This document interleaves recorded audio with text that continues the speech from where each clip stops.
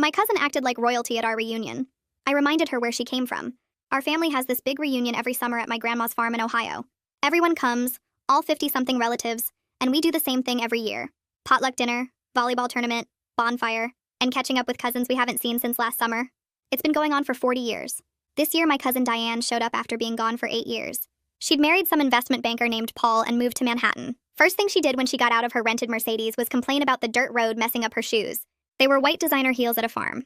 My aunt rushed over to hug her, and Diane did this air kiss thing to avoid actually touching her. She looked at the farmhouse and said it was quaint in that way where she meant dumpy. Asked if there was somewhere she could plug in her air purifier because she wasn't used to all the pollen anymore. Grandma said the guest room had outlets, and Diane said she'd actually booked a hotel 40 minutes away because she needed proper amenities. At dinner, everyone brought their signature dishes like always. Aunt Beth's potato salad, Uncle Ron's brisket, my mom's apple pie. Diane brought a single bottle of wine that she said cost $300, and we probably wouldn't appreciate it properly. But she wanted to contribute something. She wouldn't eat anything we made. Said she didn't know what was in it, and her nutritionist had her on a specific plan. She pulled out this pre-made salad from some organic place and ate that while explaining how processed foods were killing us. My 10-year-old nephew offered her a brownie he'd helped make, and she said sugar was poison, and his parents should know better. The kid looked crushed. During the volleyball game, Diane sat on the sidelines in her all-white outfit saying she didn't do activities that made her sweat anymore. She had people in the city for that. When cousin Amy mentioned she'd gotten promoted to manager at the bank, Diane laughed and said retail banking was adorable. When Uncle Joe talked about his construction company finally turning a profit, Diane said manual labor was so authentic. Every single accomplishment anyone mentioned, Diane had something condescending to say. My sister just had her third baby, and Diane asked if she knew about birth control. My brother got into law school, and Diane said state schools were a good starting point. Cousin Marie lost 30 pounds, and Diane said she should try her trainer who could actually get results. The worst was when she started giving everyone life advice. Told cousin Brian he was wasting his teaching degree and should go into consulting. Told Aunt Linda her divorce was because she'd let herself go. Actually walked up to my dad who's been farming for 35 years and said he could have been somebody if he'd had ambition. My dad just smiled, but I saw his jaw clench.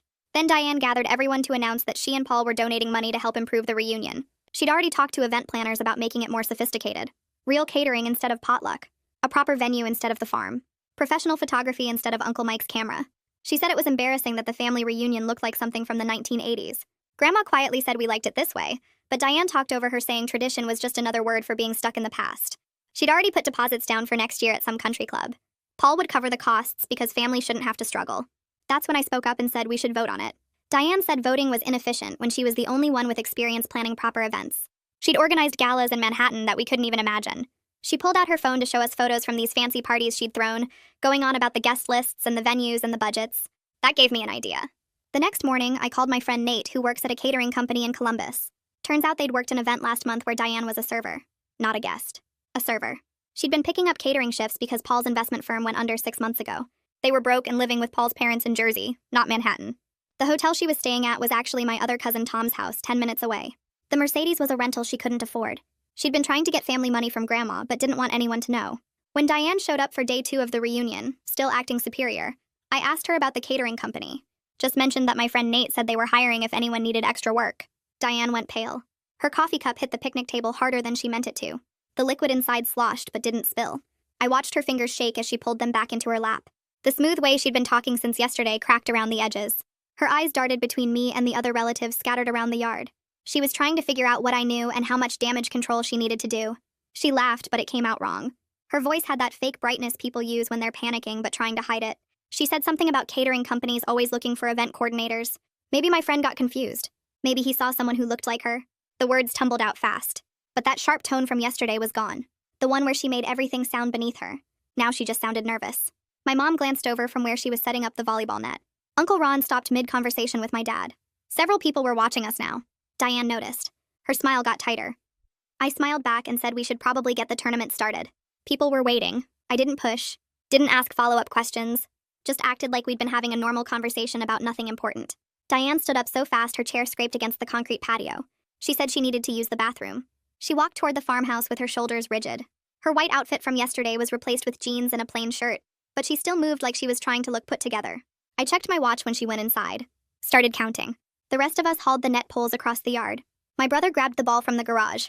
Aunt Beth marked boundary lines with flour like she does every year. 15 minutes passed. Then 20. Diane still hadn't come back out. The bathroom was a 2-minute trip from the patio. I saw Paul glance at the farmhouse door twice. He looked worried but didn't go check on her. My sister caught my eye from across the yard. She mouthed something I couldn't quite read, but I got the meaning. What was that about? What did you say to Diane? I shook my head, gave her a small gesture that meant not now.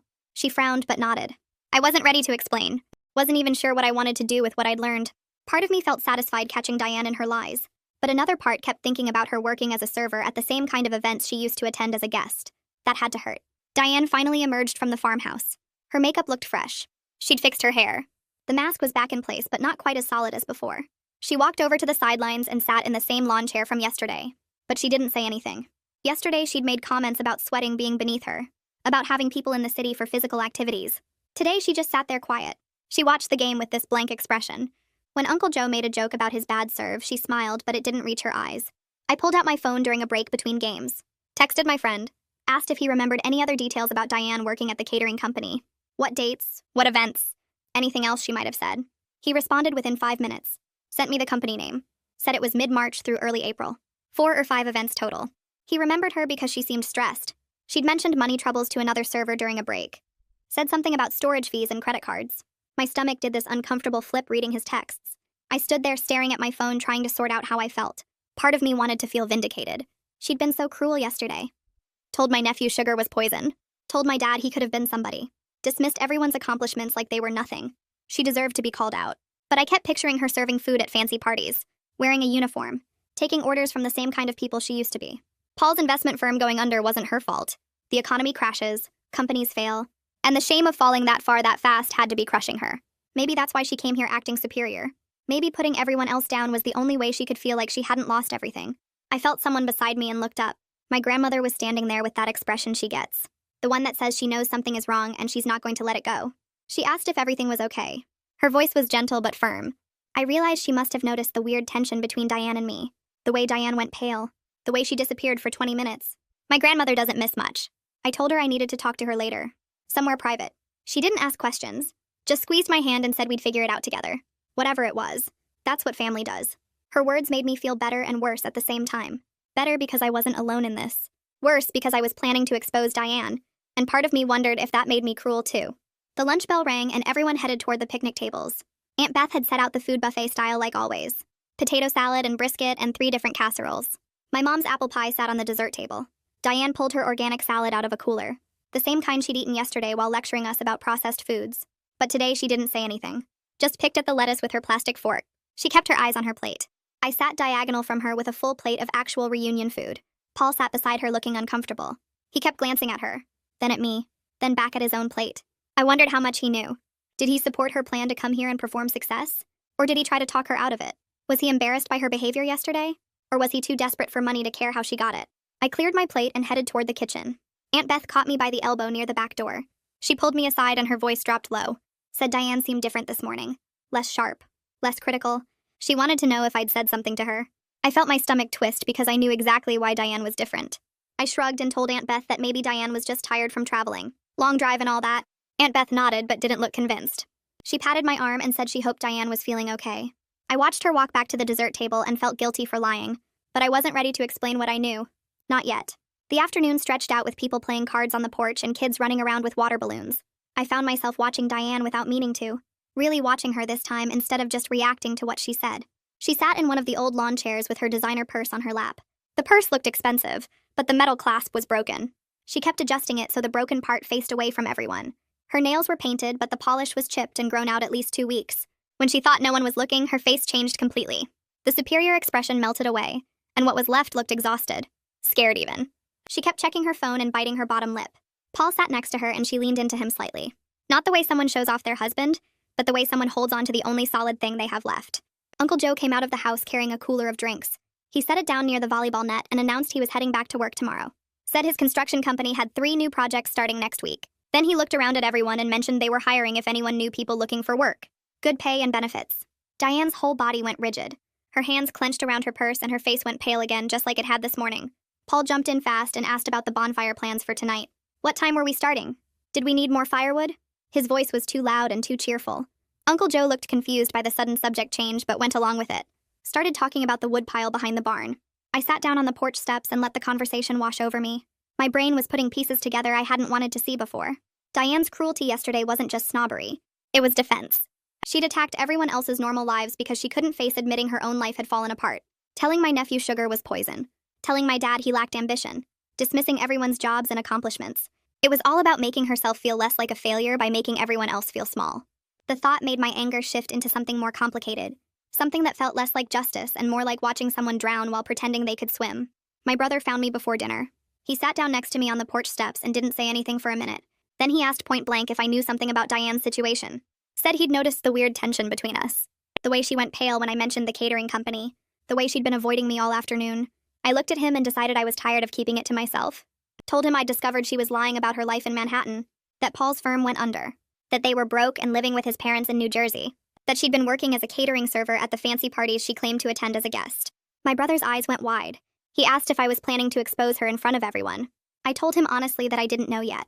Part of me wanted her to face consequences for how she'd treated our family. She'd hurt people, made my nephew feel bad about his brownies, insulted our dad's whole life. But another part of me recognized that humiliating her might be cruel given what she was actually going through. My brother nodded slowly, said it was a tough call, that Diane had been awful, but exposing her would be brutal. He squeezed my shoulder and said he'd back whatever I decided to do. People started gathering in the kitchen to help with dinner prep. I went around the side of the house to grab some folding chairs from the shed. That's when I heard Diane's voice. She was on her phone around the corner. I froze because I didn't want to interrupt, but then I heard what she was saying. Her voice was shaking. She was talking to someone about trying again tomorrow to approach Grandma about a loan. Said the timing hadn't been right yet. That she needed to find the perfect moment, that she couldn't mess this up because they were running out of options. She sounded close to tears. Said they were 2 months behind on storage fees for their furniture. That the car rental was maxing out their last credit card. That Paul's parents were being patient, but they couldn't stay there forever. The desperation in her voice was so raw it made my chest hurt. I felt like I was intruding on something private just by accidentally hearing it. This wasn't the superior cousin from yesterday. This was someone drowning and trying to keep her head above water by sheer force of will. I backed away before she noticed me. Walked to the shed and grabbed the chairs, but my mind was spinning. She hadn't come here to show off. She hadn't come to take over the reunion out of snobbery. She came because she was drowning financially, and too proud to ask for help without first establishing that she didn't really need it. The whole performance was about setting up a situation where she could get money from Grandma while saving face. Where she could pretend she was doing fine and just being generous when really she was desperate and scared. Dinner was set up buffet style on the long tables. Everyone filled their plates and found seats. Diane sat at the far end with Paul beside her. She barely touched her food, just pushed lettuce around her plate with a fork. When people talked, she didn't join in, didn't make any comments, didn't offer any advice, just sat there looking small and tired. Grandma noticed and asked if she was feeling well. Diane said she might be coming down with something. Paul suggested they might need to leave early tomorrow. My grandmother's face showed concern, and she told Diane to get some rest. That family was more important than staying for the whole weekend if she wasn't feeling good. I looked away from Diane and scanned the dinner table. Paul sat across from her, barely touching his plate. His fork moved food around without actually eating anything. When Diane laughed too loudly at something my mom said, Paul's jaw tightened and he glanced at her with this look that stopped me cold. It wasn't anger or frustration. It was worry. Pure, deep worry that had nothing to do with himself. He was watching her like you'd watch someone walking on ice that might crack at any second. His eyes followed her every movement, every forced smile, every too bright comment. He clearly loved her despite everything. Despite the lies and the performance and the mess they were in. He was sitting there watching her come apart under the weight of keeping up appearances, and it was killing him. That look told me more than any conversation could. Whatever else was happening, Paul wasn't some villain who'd dragged Diane into this. They were drowning together, and he was trying to keep her head above water even as his own went under. Dinner wrapped up around 8. People started clearing plates and packing up leftovers. Diane excused herself early, saying she needed to lie down. Paul followed her out without a word to anyone else. I waited until most of the family had drifted to the living room or outside before finding my grandmother. She was in the kitchen wiping down counters with the same yellow cloth she'd used for 30 years. I touched her arm and asked if we could talk privately. She looked at me with those sharp eyes that missed nothing and nodded. We walked down the hallway to her bedroom, a small space with floral wallpaper and photos covering every surface. She sat on the edge of her bed and patted the spot next to her. I sat down and the words came out in a rush. I told her about calling Nate, about the catering company, about Diane working as a server at the parties she claimed to attend, about Paul's firm going under 6 months ago, about them living with his parents in Jersey, not Manhattan, about the rental car and the fake hotel, and the whole desperate plan to get money while pretending they didn't need it. My grandmother listened without interrupting. Her face grew sadder with each detail, but not surprised, not shocked, just sad in that deep way that comes from understanding rather than learning something new. When I finished, she let out a long breath. She said she'd suspected something was wrong when Diane called last month asking about the reunion dates. Diane hadn't come to a reunion in 8 years. Always too busy, always had something more important happening in the city. Then suddenly she wanted to know the exact weekend, wanted to make sure she could attend. asked specific questions about who else would be there. My grandmother had hoped Diane was finally ready to reconnect with family after all those years away, that maybe marriage and time had softened her, made her realize what mattered. But she'd also sensed something off in Diane's voice, a strain that didn't match the casual tone she was trying for. An edge of desperation underneath the pleasant words. She'd pushed those feelings aside, told herself she was reading too much into it. Now she knew her instincts had been right. I asked what she thought I should do with this information. The question hung in the air between us. My grandmother was quiet for a long time. She looked at her hands folded in her lap, at the worn gold band on her finger that my grandfather had put there 53 years ago. When she spoke, her voice was careful. She said Diane's lies had hurt people yesterday. My nephew with his brownies, my dad with that comment about ambition, my sister, my brother, everyone who'd shared their accomplishments only to have Diane tear them down. Those wounds were real and they mattered. But exposing Diane publicly would hurt her even more. Would humiliate her in front of everyone. Would strip away the last shred of dignity she was clinging to. And my grandmother wasn't sure more hurt was what this family needed right now. Not when there was already so much pain underneath the surface. She went on, her words coming slower now. She said if Diane had just asked for help directly, she would have given it. No questions, no conditions, no judgment. That's what family does. But the fact that Diane felt she couldn't do that she had to perform success and manipulate her way to a loan, that disappointed her more than the money ever could. It meant Diane didn't trust her own family with the truth. Didn't believe we'd accept her without the fancy clothes and the Manhattan stories and the pretend wealth. Pride had made Diane lie. Pride had made her attack everyone else to protect her own image. And pride, my grandmother said quietly, can destroy a person faster than any financial crisis. She'd seen it happen before in our family, in other families. People who'd rather suffer alone than admit they needed help. People who built walls so high they couldn't get out from behind them even when they wanted to. We sat there for another few minutes working through what came next. My grandmother decided she'd create an opportunity tomorrow to talk with Diane privately. She'd offer help without making it a public thing, without forcing Diane through the shame of everyone knowing. But she wanted me there too. I was the one who'd uncovered the truth, and Diane needed to understand that her behavior had consequences, that people had noticed, that the performance hadn't worked the way she'd hoped. It wouldn't be cruel, my grandmother promised, but it would be honest. Real help required real honesty, not more pretending. I agreed, and we left her bedroom to rejoin the family. The bonfire was already going when we came outside. Someone had dragged logs into a circle around the fire pit. Kids ran around with sparklers while adults settled into chairs with beers and soda. The sky had gone purple, stars starting to show through. Diane and Paul sat on a log at the edge of the circle, away from the main group. They weren't talking to each other, just sitting side by side staring at the flames. Diane's shoulders were hunched forward like she was trying to make herself smaller. Paul's hand rested on her back, a gesture of comfort that she didn't seem to notice. I watched other family members glance their way and then look away quickly. Aunt Linda whispered something to Uncle Ron, her head tilted toward Diane. Uncle Ron shook his head slightly and whispered back. The strange energy from this morning had spread. People could feel something was off even if they didn't know what. My nephew appeared next to me holding a plate. He had a s'more on it, marshmallow melted and chocolate oozing out the sides. He looked up at me and asked if I thought Diane would want it. His voice was small, still carrying the hurt from yesterday when she'd called his brownies poison. I told him I thought she would, that it was really nice of him to think of her. He walked across the circle toward Diane, his steps hesitant. When he reached her, he held out the plate. His words were too quiet for me to hear over the fire's crackle, but I saw Diane's face change. Her eyes filled with tears that caught the firelight. She took the s'more with shaking hands and thanked him. The kid sat down next to her on the log, and she bit into the s'more, chocolate smearing on her lip. A tear ran down her cheek, but she smiled at my nephew and said something that made him grin. Watching her sit there struggling to hold herself together while eating that s'more, I felt the last of my anger drain away. It didn't disappear into nothing. It transformed into something sadder and more complicated. Recognition, maybe. Understanding that we're all just people trying to make it through whatever situation we're stuck in. Sometimes we handle it well, and sometimes we handle it badly. Sometimes we hurt others because we're hurting ourselves. Diane had been cruel yesterday, but she'd also been terrified and ashamed and desperate. That didn't excuse what she'd done, but it explained it in a way that made me see her as human, rather than villain. My nephew leaned against her shoulder, and she wrapped an arm around him, and in that moment she looked less like the superior cousin from yesterday, and more like someone who'd been drowning, and just found something to hold on to. Paul stood up from the log and walked toward me. He asked quietly if we could talk away from everyone else. We moved past the circle of firelight into the darker yard where the grass was still damp from afternoon rain. He stopped near the fence and turned to face me. He said he knew I'd figured out their situation based on how Diane had reacted this morning. There was no point pretending otherwise. His voice was tired, stripped of any defensiveness or pride. I told him I understood. Paul nodded and looked back toward the bonfire where Diane sat with my nephew. He said losing the investment firm destroyed him in ways he didn't expect. The money vanishing hurt, but watching Diane try to hold everything together while he fell apart was worse. She'd taken 3 part-time jobs, including the catering work, while he spent weeks barely getting out of bed. When she suggested coming to the reunion, He thought it was a terrible idea. She insisted, though, saying she couldn't let her family see them as failures.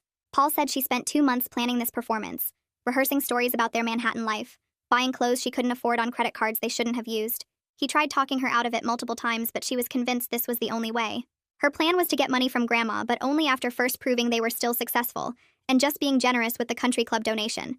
The twisted logic came from pure fear and shame. She couldn't ask for help as someone who'd failed, so she needed to ask as someone who was thriving. Paul rubbed his face with both hands and said he knew the lies would collapse eventually, but Diane was so desperate he couldn't find the strength to stop her. I told him about the plan for Grandma to talk with Diane tomorrow morning. His whole body seemed to relax slightly. He said Diane needed help with money, but more than that, she needed to stop running from the truth. She needed to let her family see her as she actually was, instead of this fake version she'd created. Paul thanked me for not exposing her publicly at dinner tonight, and said he hoped tomorrow would be the start of something more honest for both of them. We walked back to the bonfire together. I sat down next to my sister on one of the log benches. She leaned close and whispered that she felt bad about being angry at Diane yesterday. Something clearly wasn't right with her. Even though Diane had been cruel with her comments about birth control and the third baby, my sister said it felt like there was a bigger story happening underneath the surface. I squeezed her hand and told her we'd know more tomorrow. Sometimes people lash out when they're drowning, and it has nothing to do with the people they're hurting. My sister nodded slowly and said she hoped Diane got whatever help she needed. Nobody should have to pretend to be okay when they're actually falling apart inside. The bonfire started winding down around 10. Families gathered their kids and empty dishes. People said goodnight and headed toward their cars or the guest rooms inside the farmhouse. I watched Diane and Paul stand up from their log and brush grass off their clothes. They walked together toward the dirt road that led to Tom's house where they were actually staying. Their shoulders touched as they moved through the darkness beyond the fire's light. Something about that small contact spoke to shared burden and support, despite everything that had happened. They were in this mess together, and whatever came next, they'd face it the same way. I helped clean up the bonfire area with my dad and a few uncles. We dumped water on the coals and made sure everything was safe before heading inside. The farmhouse was quiet with most people already in bed. I climbed the stairs to Grandma's guest room and changed into my pajamas. The bed was comfortable, but sleep didn't come easily. I lay there in the darkness thinking about pride and shame and how fast everything can change. 6 months ago, Diane probably did attend those fancy galas she'd shown us photos of. Now she was serving food at similar events while pretending her life hadn't changed at all. The distance between those two realities was so small in time, but so massive in every other way. Financial security could disappear in months or even weeks. The things we use to define ourselves could vanish and leave us scrambling to figure out who we are without them. Morning arrived with rain pattering against the farmhouse roof. The sound was gentle and steady. I got dressed and went downstairs where Grandma was already making coffee and setting out breakfast supplies. The usual Sunday morning meal felt different somehow. Quieter and more careful. Family members drifted in slowly and filled plates with eggs and bacon and toast. Diane and Paul showed up almost 30 minutes late. Both of them looked like they'd barely slept. Diane's face was pale without much makeup, and her eyes had dark circles underneath. The designer clothes from yesterday were gone. She wore simple jeans and a plain sweater that looked like something she'd owned for years. Paul stayed close to her side as they got coffee and found seats at the far end of the table. Breakfast conversation was subdued. People talked about their drives home and thanked Grandma for hosting another great reunion. Nobody mentioned the country club plan or Diane's behavior from the first day. After everyone finished eating, Grandma stood up and asked Diane to help her with something in the study. Diane's face went carefully blank, but I saw her hands shake slightly as she set down her coffee mug. I followed them as we'd planned. When Diane saw me enter the study behind Grandma and close the door, her expression showed she knew something was coming. She looked trapped and scared. Grandma sat down in her armchair and gestured for Diane to take the chair across from her. I stood near the door. Grandma started talking in her gentle way, saying she'd always loved Diane and nothing would ever change that. But she knew Diane hadn't been honest about her current situation. Diane immediately opened her mouth to deny it. Her voice came out shaky and the words seemed to catch in her throat before dying completely. I looked at Grandma and said I found out some things about her situation. My friend works at a catering company in Columbus and recognized Diane from an event last month. She wasn't a guest at those fancy parties she showed us photos of. She was serving food, working shifts because she and Paul needed money. Diane's whole body went stiff like someone had just slapped her across the face. The color drained from her cheeks and she gripped the arms of her chair so hard her knuckles turned white. Her mouth opened but nothing came out at first. Just this small gasping sound like she couldn't get enough air. Then she covered her face with both hands, and her shoulders started shaking. The crying started quiet but got louder fast. These deep sobs that seemed to come from somewhere way down inside her chest. Her carefully styled hair fell forward as she bent over in the chair. The designer sweater she wore looked suddenly wrong on her like a costume that didn't fit anymore. Grandma looked at me with sad eyes but didn't say anything. She just waited while Diane cried into her hands. I stood there feeling my stomach twist because part of me had wanted to see her caught, and another part felt awful watching her fall apart like this. The study was quiet except for the sound of her crying and the rain still pattering on the windows. After what felt like forever, Diane finally lowered her hands. Her face was red and blotchy with mascara smeared under her eyes. She looked at Grandma first, then at me. Her voice came out shaky and broken when she started talking. She said Paul's firm collapsed 6 months ago. Everything just fell apart so fast. One day they had their Manhattan apartment and their life, and the next day it was all gone. The bankruptcy happened within weeks. They lost everything except what they could fit in 2 suitcases when they moved in with Paul's parents in Jersey. She'd been picking up catering work whenever she could get shifts, standing in the same rooms where she used to attend parties as a guest, but now she was the help, serving food to people who might have known her before. The debt kept growing no matter what they did. Credit cards maxed out, student loans in default, storage fees for their furniture because they couldn't afford to keep it or sell it for what they owed. She said the worst part wasn't losing the money. It was losing who she thought she was. For 8 years, she'd defined herself by Paul's success and their lifestyle and their address. Without those things, she didn't know who she was anymore. Coming back to the reunion and seeing everyone with their normal, stable lives made her feel like the biggest failure in the world. My sister with her 3 kids and her happy marriage. My brother getting into law school. Cousin Amy promoted at the bank. Uncle Joe's construction company turning a profit. Everyone was doing fine with their regular lives while she'd crashed and burned trying to be special. She said she couldn't help attacking them yesterday. If she could make their accomplishments seem small and unimpressive, then maybe her own situation wouldn't feel so terrible by comparison. If she could convince herself that their lives were boring and limited, then losing her supposedly amazing life wouldn't hurt so much. But she knew even while she was saying those awful things that it wasn't true and it wasn't fair. She just couldn't seem to stop herself. Grandma got up from her chair and moved to sit in the chair right next to Diane's. She took Diane's hand and held it between both of hers. Her voice was gentle when she spoke, but firm too. She said money comes and goes and always has throughout history. The farm nearly went under in the 80s. My parents struggled when my dad first took over. Uncle Joe's construction business almost failed twice before it finally worked. Financial trouble happens to everyone at some point. But family doesn't disappear when the money does. Family stays constant through all of it. She asked Diane why she didn't just tell the truth when she first got here. Why come back after 8 years and put on this whole performance instead of just asking for help? Why plan to manipulate her way to a loan by first convincing everyone she didn't need it? Diane's face crumpled again. She said she was too ashamed. She'd spent 8 years telling everyone about Manhattan and Paul's big success and their fancy life. She'd skipped reunions because she was too busy with her important city life. She'd sent Christmas cards with photos of them at galas and restaurants and vacation spots. Everyone thought she'd made it. She couldn't bear to come back and admit it all disappeared. That she was broke and desperate and living with Paul's parents like some kid who couldn't make it on her own. She thought if she could just maintain the image while getting financial help from Grandma, she could rebuild without anyone knowing how far they'd fallen. She could get back on her feet, and then eventually the lie would become true again. I spoke up then because I needed to say this even though it was hard. I told Diane that her behavior yesterday hurt people. Real people who love her. My nephew who made her a brownie and she told him sugar was poison. He cried about it later. My sister who just had a baby and Diane asked if she knew about birth control. My brother excited about law school and she dismissed it. Cousin Marie proud of losing weight and Diane said it wasn't enough. She tore down everyone's accomplishments because she was in pain, but that doesn't make it okay.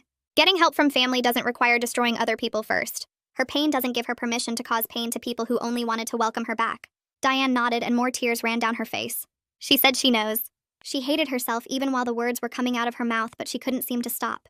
Every mean comment felt like a reflex she couldn't control. She apologized to me directly for all the condescending things she said. Then she asked how she could possibly face everyone else after acting like that. How could she walk out there and admit she'd been lying and ask for forgiveness when she'd been so cruel? Grandma squeezed Diane's hand and said she needs to apologize to the family honestly. That means admitting the truth about everything. Her situation, her lies, her reasons for coming back. It will be uncomfortable and probably the hardest thing she's done in a long time. But it's the only way to start rebuilding trust. The only way to accept the genuine help her family wants to offer. Grandma said people can forgive a lot if you're honest with them, but they can't forgive being manipulated and lied to while you hurt them. We sat there for a few more minutes while Diane pulled herself together. She wiped her face with tissues from the box on Grandma's desk, fixed her hair as much as she could, took some deep breaths. Then we walked back toward the main room where everyone was gathered for the traditional Sunday goodbye brunch. I could hear voices and the sound of dishes and normal family conversation. Diane stopped in the doorway looking absolutely scared. Her hand grabbed the doorframe like she needed something to hold on to. Paul must have been watching for her because he immediately got up from where he was sitting and came over. He didn't say anything, just stood next to her with his hand on her back. That simple gesture of support seemed to help because she took another breath and walked into the room.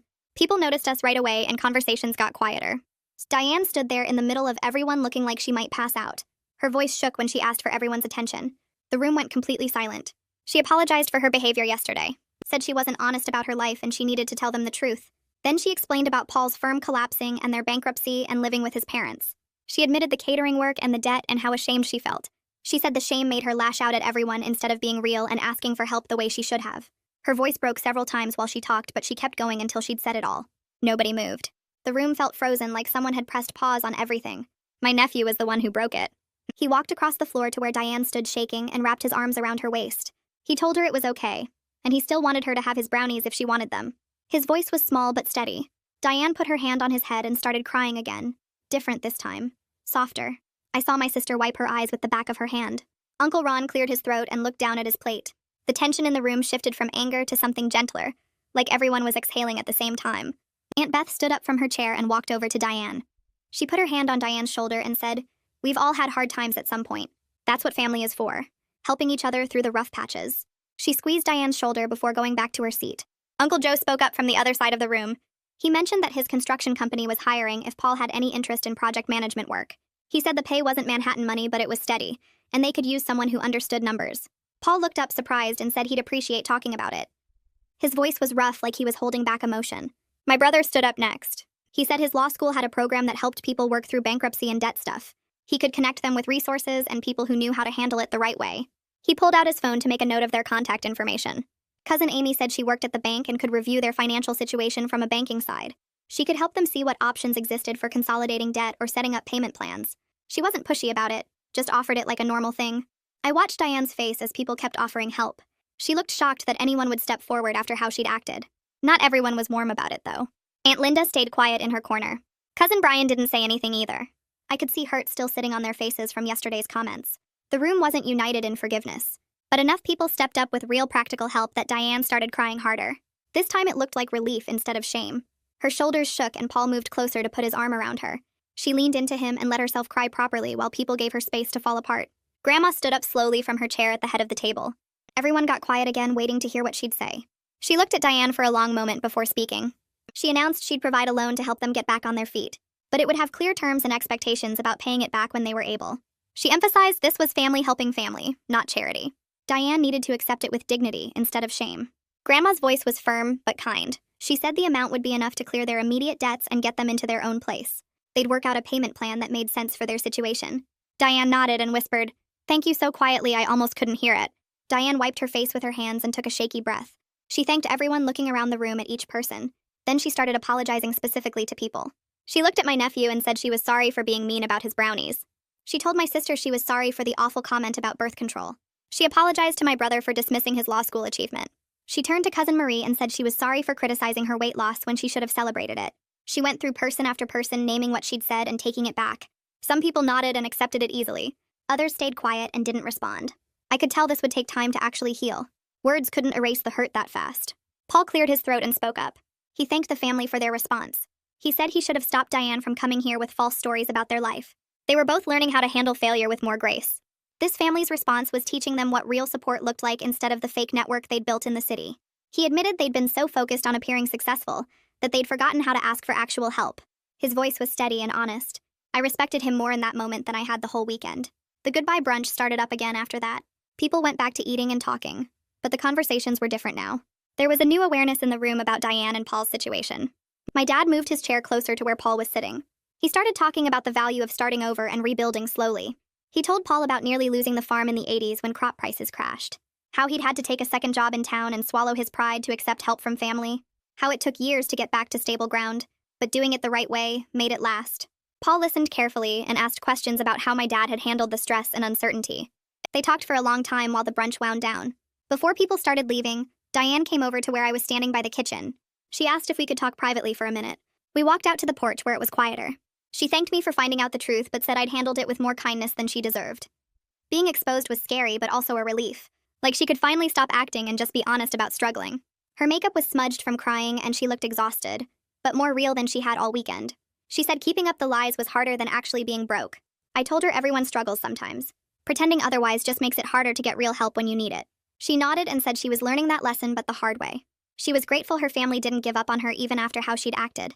I said family means showing up even when it's uncomfortable. She smiled a little at that and said she'd forgotten that while living in the city. We stood there quiet for a minute, watching people load their cars. Then she went back inside to help clean up. The afternoon wound down with people loading coolers and folding chairs into their cars. Kids ran around saying goodbye to cousins they wouldn't see until next summer. Grandma found me by the porch steps and pulled me into a hug that lasted longer than usual. She said she was proud of how I'd handled everything with Diane. I could have embarrassed her in front of everyone, made a big show of exposing her lies, but instead I'd given her space to come clean on her own terms. That took more strength than public humiliation would have. I told Grandma I wasn't sure I'd done the right thing, that maybe Diane needed to face harder consequences for how she'd treated people. Grandma shook her head and said consequences were already happening in Diane's life, that she didn't need us piling on more shame when she was clearly drowning in it already. We watched Diane help pack up the leftovers, moving quietly between family members who were still deciding how they felt about her apology. Over the next few weeks, I texted Diane every few days. Nothing deep, just checking in to see how she was doing. She responded slowly at first, like she wasn't sure if I actually wanted to talk or was just being polite. Then she started opening up more. She'd found a therapist who specialized in financial anxiety and shame, and the sessions were helping her understand why she'd built such an elaborate lie instead of just asking for help. Paul had taken the job with Uncle Joe's construction company doing project management. The pay wasn't great yet, but it was steady work, and Uncle Joe was teaching him the business side of running a company. Diane said it was weird seeing Paul come home tired and dirty from job sites, so different from his banking days, but he seemed happier than he'd been in months. They were staying with Paul's parents still, but actively looking for their own place within their new budget. 2 months after the reunion, my phone buzzed with a photo from Diane. It showed her and Paul standing in a small living room with boxes stacked against bare walls. The text said they'd finally signed a lease on their own apartment. It wasn't much, just a 1-bedroom in a building that had seen better days, but it was honestly theirs without pretending or performing for anyone. She said she was learning to find value in things that were real instead of things that looked impressive. The apartment had old carpet and a kitchen smaller than their closet used to be, but when they'd gotten the keys that morning, she'd felt more relief than she had moving into any of their fancy places before. She was working 2 part-time jobs now, one at a bookstore and one doing administrative work for a nonprofit. Neither job was glamorous, but both paid on time, and she was building a life based on what they could actually afford, instead of what they wanted people to think they could afford. Grandma called a family meeting about next year's reunion plans. Diane had offered to cover costs for the country club venue she'd put deposits on, using money Grandma had loaned them, but Grandma shut that down immediately. We were keeping the reunion exactly where it had always been, at the farm with everyone bringing potluck dishes like we'd done for 40 years. The tradition worked because it was ours, not because it was fancy or impressive. A few days later, Diane called me directly instead of texting. She said she and Paul were already planning to come to next year's reunion, and this time she was actually looking forward to it. She could show up as herself without the designer clothes or the fake stories about Manhattan galas. She could bring a real dish instead of expensive wine, play volleyball instead of sitting on the sidelines, and let her nephew offer her brownies without acting like sugar was poison. She laughed a little when she said that last part, admitting how ridiculous she'd been. I told her everyone has moments they're not proud of, and what matters is showing up better the next time. She agreed and said that's exactly what she planned to do.